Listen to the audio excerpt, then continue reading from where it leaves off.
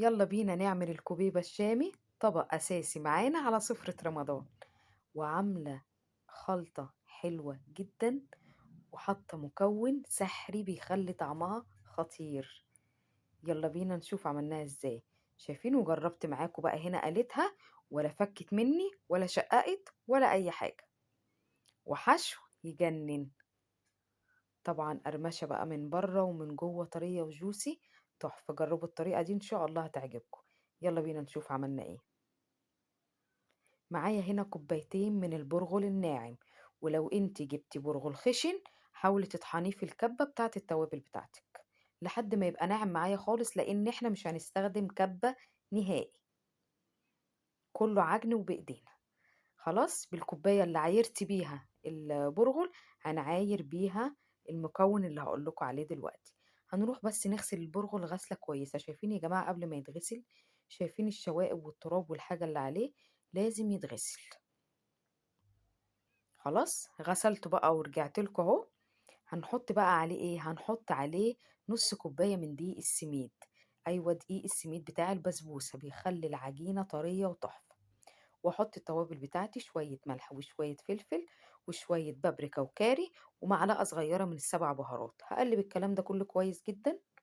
خلاص، وهنيجي هنا معايا ميه سخنه، وزي ما عايرت بالكوبايه هعاير الميه السخنه. اديني هنا حطيت كوبايه ونص، بس يفضل كوباية واحدة بس، لأن أنا هنا كمية المية زادت معايا. هي كوباية واحدة على كوبايتين البرغل ونص كوباية السميد. خلاص هسيبهم بقى كده بتاع نص ساعة لحد ما يشربوا المية خالص. نيجي بقى نعمل الحشو بتاعنا. اللحمة المفرومة، معلقة زبدة ومعلقة زيت وبصلاية مكعبات. هشوحها شوية كده لحد ما تغير لونها، وهنزل عليها باللحمة بتاعتي. يا دوبك برضو تتشوح، هنزل بالبهارات بتاعتي، ملح وفلفل وشوية سبع بهارات، دي بهارات اللحم. هحط عليه بقى شوية مية كده تستوي، وبعد كده هاخدها معايا لما تبرد خالص هفضيها بقى في طبق، وهحط عليها معلقة بقدونس مفروم بيدي طعم حلو جدا للحم. عايزة بقى تحطي صنوبر، عايزة تحطي سوداني، عايزة تحطي عين جمل، اللي يريحك. هنا خلاص بقى الخلطة بتاعتنا مسكت نفسها وبقت عجينة. شايفين ازاي؟ شربت كل المية. هنا يا جماعة الطريقة دي حلوة علشان ما بنحتاجش الكب.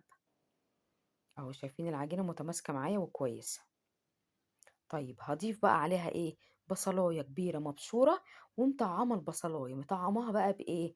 حطيت عليها شوية ملح وشوية فلفل وسبع بهارات. بتفرق جدا في الطعم ان البصلة بتكون متبهرة. هقلبها بقى كده تقليب كويس جدا. ما شاء الله ما شاء الله، العجينة جميلة. هلم بقى كده البصل مع العجينة. نيجي بقى نصبع الكوبيبة. مش هحتاج طبعا مكنة الكوبيبة اللي طالعة اليومين دول، لا، كل حاجة هنعملها بإيدينا. بس ابل ايدي بشوية زيت، وابدأ بقى ايه؟ افرغ كده الكوبيبة زي ما انتوا شايفين بالشكل ده بالظبط.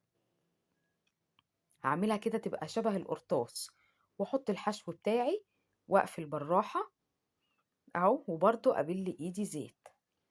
الزيادات طبعا اشيلها. وانا بكور كده وبلف، بعمل بقى البوز الرفيع ده من فوق ومن تحت كده وانا بلف معاكم. اظبط بقى كده شكلها وامسحها مسحة كويسة كده من فوق عشان تبقى ناعمة كده وحلو. هعمل معاكم واحدة تاني برضه ايدي زيت، وابدأ بقى اعمل زي القرطاس كده او الطربوش، واحط الحشو بتاعي. ممكن مع حشو اللحمة احط شوية جبنة موتزاريلا برضه بتبقى لطيفة جدا.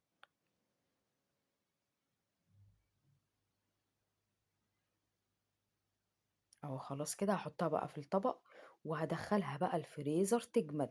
ما ينفعش اشيل الكوبيبة او احفظها في الفريزر في كيس او في علبة او كيس تلاجة من غير ما تتكون شكلها. لازم تجمد الاول في الفريزر، عشان لو حطيتها من غير ما تجمد الشكل هيسيح كله على بعضه مش هينفع.